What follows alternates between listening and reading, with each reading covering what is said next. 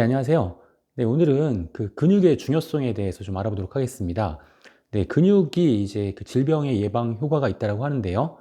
네, 과연 어떻게 이제 질병을 예방할 수 있는지, 또 운동을 통해서 근육을 키우게 되면은 이제 근력도 같이 증가하게 되겠죠. 근력을 잘 보여주는 그러한 지표 중에 하나가 이제 악력인데요. 또 악력과 건강과는 또 어떠한 관계가 있는지, 네, 이런 부분들에 대해서 네, 살펴보겠습니다. 네, 현재까지 입증된 그런 근력 운동의 효과인데요. 뭐 여러 가지 현대인들에게 발생할 수 있는 다양한 그런 질환 예방 효과가 있습니다. 뭐 심혈관계 질환이라든가 아니면 뭐 대장암을 비롯한 여러 가지 각종 암에 대한 그런 예방 효과도 있고요. 뭐 당뇨병이나 또 뭐 우울증이나 뭐 불안 같은 어떤 심리적인 부분에도 이제 도움이 되는 것으로 이제 연구 결과 이제 밝혀지고 있고요. 네, 근육에서 분비되는 칼프로텍틴이라고 하는 단백질이 있는데요. 이러한 단백질은 이제 암세포의 성장을 억제하는 것으로 알려져 있고요. 그리고 이제 운동은 그 세계 각국에서 이제 암 예방 권고 안에 항상 포함되는 거의 완벽하게 검증된 암 예방법이라고 할 수 있겠습니다. 네, 미국 암학회에서는 네, 앉아 있거나 누워 있거나 또 이렇게 정적인 행위보다는 틈틈이 몸을 움직여서 활동하는 것만으로도 이제 암을 예방하는 효과를 우리가 기대할 수 있다라고 강조를 하고 있죠. 여러 가지 연구 결과들을 종합해 보면 운동을 통해서 유산소 운동도 필요하고 근력 운동도 필요합니다. 근데 근육이 이제 잘 발달하게 되면은 여러 가지 뭐 폐암이라든가 위암, 간암 같은 우리나라 국민들에게 가장 많이 발생하는 암들, 뭐 대장암, 뭐 다양한 암들을 뭐 10에서 한 40% 정도까지 이제 감소시킬 수 있다라고 이제 알려져 있고요. 그리고 이제 이러한 그 운동을 통한 암의 예방 효과는 하루에 이제 30분 정도 그리고 주 5회 이상의 운동을 했을 때에 이러한 효과를 기대할 수 있다라고 하죠. 네, 그리고 현대인들에게 이제 여러 가지 다양한 질병들이 발생하게 되는데요. 그 중에 가장 큰 원인을 제공하는 것이 이제 학계에서는 이제 인슐린 저항성이라고 지적을 하고 있습니다. 네, 인슐린은 그 혈당을 낮추는 그런 호르몬이죠. 그런데 인슐린이 분비가 되더라도 그 기능을 못하게 되면은 인슐린 저항성이 나타나게 되는데요. 그렇게 되면 혈당이 높아지는 것뿐만이 아니라 지방도 잘 축적이 되고 비만을 비롯한 심혈관계 질환, 또 염증, 또 여러 가지 암도 발생할 수 있고요. 그래서 이제 현대인들에게 발생하는 그런 여러 가지 다양한 그런 질병의 가장 큰 원인을 이제 인슐린 저항성이라고 지적을 하고 있는 것이죠.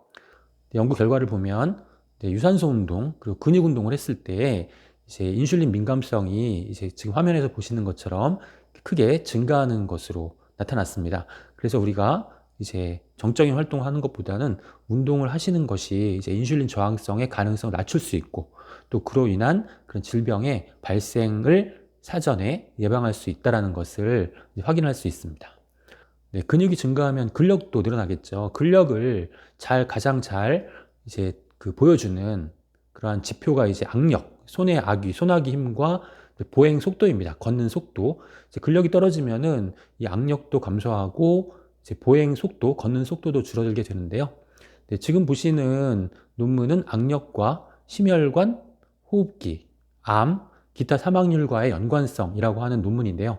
이 논문의 내용을 보니까 악력이 5kg 정도 감소를 하게 되면은 뭐 심혈관 질환, 호흡기계 질환, 또 암 사망률, 전체 사망률까지 이렇게 크게 증가하는 것으로 약 한 10에서 한 30%까지 사망률이 증가하는 것으로 나타났고요. 그리고 또 다른 연구를 보면 그 2022년도에 이제 칠레에서 진행된 연구인데요.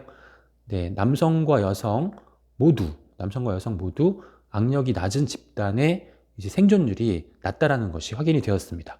그래서 악력이라고 하는 것은 결국 이제 근육이 얼마나 많이 형성되어 있고 또 근육이 내는 힘을 근력이라고 하기 때문에 이제 근력이 어느 정도 유지가 되고 있는가를 보여주는 그런 지표라고 할 수 있겠죠. 그래서 이제 관련된 연구들이 굉장히 많습니다. 악력이 낮으면은 고혈압이나 뇌졸중과 같은 심장 질환 위험성이 증가한다라는 그런 연구 결과들도 있고요. 네, 악력은 뇌 건강과도 연관성이 있는데요. 이제 운동을 하게 되면은 뇌에서 이제 우리 건강에 도움이 되는 그러한 물질이 이제 생성이 됩니다. 네, 그 물질 BDNF라고 하는 물질인데, 네, 그 물질에 대해서는 이제 다음에 기회가 되면 설명을 드리기로 하고요. 악력이 높은 사람일수록 문제 해결 능력, 또 기억력, 추론 능력, 등과 같은 전반적인 두뇌 기능이 더 뛰어난 것으로 나타났다고 합니다. 뭐 그렇다고 해서 지금 뭐 악력 운동을 해서 악력을 강하게 하면 두뇌 기능이 더 좋아진다 이렇게 말할 수는 없지만, 전반적으로 운동을 했을 때 이제 신체 기능뿐 아니라 두뇌 기능까지 이제 좋아진다는 것을 우리가 확인할 수 있고요. 만약에 악력이 낮다라고 한다면 이제 근육 운동을 하셔가지고 전반적으로 우리 몸 전체의 근육이 이제 많이 생성이 되면 그때 악력도 자연스럽게 증가할 수 있다는 점, 그리고 이제 그 악력기를 사용해서 하는 운동도 역시 악력기 운동을 통해서 팔의 근육이 이제 증가하면은 전신 근육량에 반영이 되기 때문에 좋은 그런 운동이라고 할 수 있겠습니다. 네, 근육을 형성하기 위해서 가장 필요한 영양소는 단백질이죠. 왜냐하면 그 단백질, 근육이 단백질과 수분으로 구성이 되어 있습니다. 그래서 우리가 근육 운동을 할 때에는 단백질을 보충하면서 수분을 충분하게 보충해야만 이제 근육 운동을 통해서 근육이 잘 생성이 되겠죠. 물이 부족하면 또 여러 가지 그런 그 부정적인 그 증상들이 나타나게 되는데요. 뭐 집중력이 저하돼서 만성 피로가 생기고, 또 피부도 건조해지고, 또 소화기관의 소화 기능도 떨어지고, 신진대사가 떨어지는 그런 여러 가지 그런 그 부정적인 영향이 나타나기 때문에 우리가 건강한 생활을 하기 위해서는 물을 충분히 섭취하시는 것이 중요하고, 또 하나 이제 근육을 만들어내기 위해서 물을 충분히 드시는 것도 필요하다는 점 기억하시면 좋겠고요.